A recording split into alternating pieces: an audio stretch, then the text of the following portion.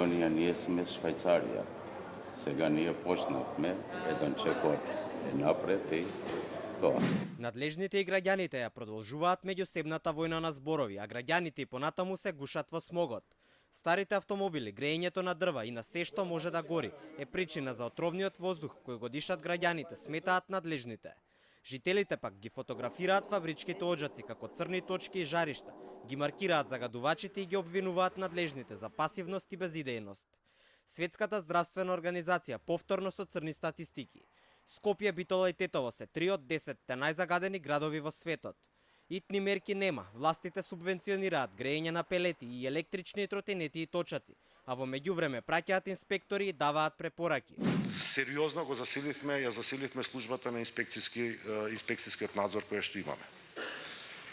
Имаме малку отпор од вработените, тоа ви кажувам, бидејќи комуналните редари и комуналните инспектори биле малку на поинакви навики работни, навикнати. Овош и Зеленчук е едно од решенијата на власта за спас од последиците на загадениот воздух. Се препорачува зимање на храна која што содржи антиоксиданси, заради тоа што е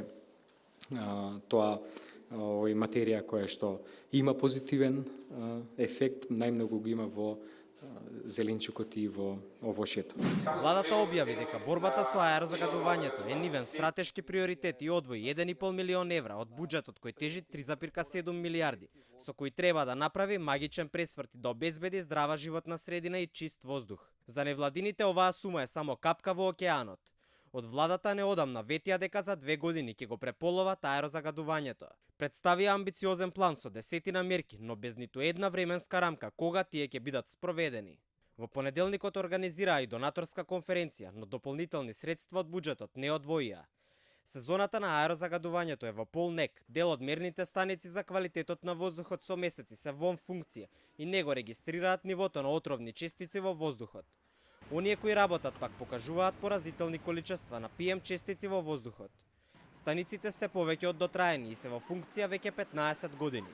Владата допрва ќе се подготвува за нивна замена. Надлежните одговорно тврдат, мерките кои ги преземале досега вроделе со плод. Мерките кои што ги преземаме се мислам дека секојдневно видливи, иако целосно се сложуваме со сите граѓани на Република Македонија дека состојбата е таква каква што е. Од друга страна пак, граѓаните на социјалните мрежи гневни и малобројни на неколкуте протести кои се одржаат досега.